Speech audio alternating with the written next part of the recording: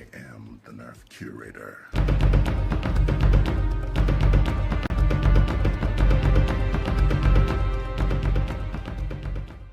Hey, what up YouTube? This is Triple Bifurcation, also known as Triple B. I am the Nerf curator. It's damp. It is wet. It is Washington and it is moist. Everyone loves that word. Moist. It's the way it rolls off the tongue. Moist. I'm here with Captain Xavier, and we are doing a little show, if you've been following each week, called Forgotten Nerf. Stolen from Ian McCullen's Forgotten Weapons. Shamelessly, but it's a great format, and it really does fit what we're talking about, because we're looking at the vintage stuff that is going into my collection in the makerspace. That's right. And the curator knows everything about this stuff, so I called him in because this collection needs a curator, because I'm going for a museum-level, complete, timeline, chronological collection, and he knows more about this stuff than anybody I've ever met. Yeah, because I lived it. He lived it. It's a lot easier to remember stuff when you lived it. Yeah. And I did lots and lots and lots of hours of research online back in the day, in 2007, of watching the originals and everybody do their thing. And so it is one of my weird things that I retain, weird information, and I'm glad I was here to help Captain Xavier, because this is really fun. Also, I'll be giving you prices on things each week to kind of give you an idea of what things are worth, because people like to be wussies and not tell you what it's worth, and I'm going to tell you what it's worth, because as a collector, I want to be able to buy it. Yeah. So, yeah. So what we've got here is an interesting example from the Max Force line, which this one came out in 1997. Some of you may remember that year as the year you were born. Yes. Others will be like, yes. Get off my lawn. So this is the Coral Viper from the Max Force line, 1997. And it's got some neat gimmicky stuff. All of the Max Force line was fantastically gimmicky and animal-based and weird, but a lot of fun. So this one, go ahead, show them how it deploys. Though we have unfortunately discovered that a part of it is broken, and it may have been broken during this whole debacle. I hope not, but it should be fixable. That folds out, and then you push this button, and it flips up like a Zat gun from Stargate. Yes. And primes in the front, and you pull the trigger and it shoots back, and so it is direct plunger. Do we have a dart? That shelf right here gives out darts. Aha! Apparently this is new enough that it would fire its standard streamlines. Kind of. But it's just to give you an idea. We're not going for performance here, people. Surprisingly good. I mean, not great, but yeah, better than I was expecting. Anyway, it is direct plunger, though obviously it's got a lot of that dead space and all of that. And right. It's got to be impossible to aim. Yes, this is a gimmick. It's neat. This is a gimmick. Max Force were neat. Yes.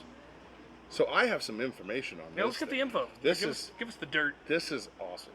So I didn't know he had this. As a collector, I don't remember everything to bring up to people. Like, hey, look out for this. This is, to the collectors, the diamond in the rough for the blasters similar to this in this line. For whatever reason, this thing was extremely hard to find because they short printed it, and there was a modification on Nerf Haven that people love to do to this thing to make it a direct plunger. I don't know if that was the reason why it was popular. I'm thinking it's because of the whole Cobra thing back in the day that was absolutely phenomenal. It's called the Coral Viper, but it's got a cobra hood pattern, and then it's got what looks like a rattlesnake tail, and so it's kind of a combination. Because I don't think the King Cobras have the rattlers on them. No, only rattlesnakes have the rattle. That's what I'm going to say. And that pattern is distinctly a Cobra hood. So who knows? Kind of a mix of the two. It doesn't have to make sense. It's Nerf. But yeah, so these two collector now in this condition. I'd probably that broken tab now. That's sad, but that's easily glued. This condition, I'd probably pay $20 bucks, but in a good condition, God, I really hate saying this because this is going to make it so I have to pay a lot. Probably like $70 bucks, because that's just how rare this thing is, and that's how sought after for completists, because you want to be able to complete your collection. This thing is worth some dough. But it has to be in good condition. It's kind of like card collecting. You may have a rare card, but if it's not in good condition, it's not gonna fly, because we don't have, there's not a lot of parts you can just replace on here to, make it okay again. But there are parts you can, but obviously repainting it's going to lower the value. You could restore it to make it look good, but value-wise, it's going to drop. But yeah, this thing is pretty cool, and I'm so glad he pulled this out. Like I said, one of the modifications they did on this thing was they removed this, flip the handle around, put a barrel so it came straight out. Instead of going into the hose and back up, it came directly out. Flip the hood around so it just sat on there cosmetically, and basically just turned it into a pistol that primed from the rear. Yep, and then the barrel actually became part of the handle. Yeah. Which was really neat. So it would be over here, so you'd actually be holding it like this, and you'd cock from the back. That around so it did angle correctly. Yeah, and this would be facing that way, and it would be shoot that way. So instead of having this, you'd have a barrel.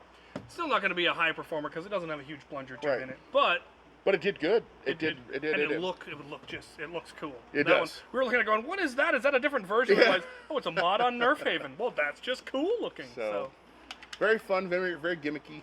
Yep. The whole popping up thing is similar to the gimmick they had on the Scorpion, where it's the tail that flipped. And so if you have it, congratulations, you have yourself a little collector's item. Yeah. Hopefully it's in good shape, or try to keep it in good shape. Yeah. My thanks goes to James from our local Nerf group, the guy who's helping me remodel my my bathroom. He found it at Goodwill and's like, I found this. Is it something you need for your collection? I didn't know this was even a thing. So absolutely. Yeah. So yeah. As far as modern mods, it's got limited potential because of the small plunger tube, and you're really better off just keeping it as a collector's item or running it for goofy rounds rather than trying to modify it and risk destroying it. Personally, and on that, if you have one that's in good shape, please don't play with it. Okay, I know that sounds bad because all Nerf should be played with, but if you have one that's not all scratched up and looks in gorgeous condition, don't.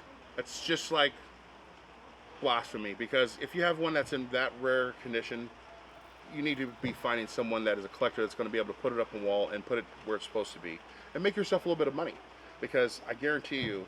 So there's a collector out there who's going to want. There's some more lines. If you follow us through the weeks, I'll tell you there's some really really hardcore collectors that have been contacting me, and I will tell you what to look out for to make yourself some little bit of dough. So stay tuned with us. We'll keep you informed, and hopefully you guys are having fun, because we're having a blast. Oh yeah, we're getting rained on, and we're still out here doing this because this is just I've got a huge bin of vintage we're going to go through for forgotten Nerf. And stay tuned. I've been Captain Xavier. I am the Nerf Curator. Oh, now they're in the dark. I see how it is. You set me up. And I'll keep the light on for you. Thanks for watching. Later. Bye. I walked into that one. And now, for the firing demonstration. These are, in fact, chambered in Elite, or Streamline, as it were. And shoots surprisingly well.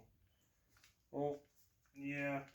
Modern Elites, I think, are thicker walled than the old ones, so they don't fit on the post particularly well. But it works. And, yeah.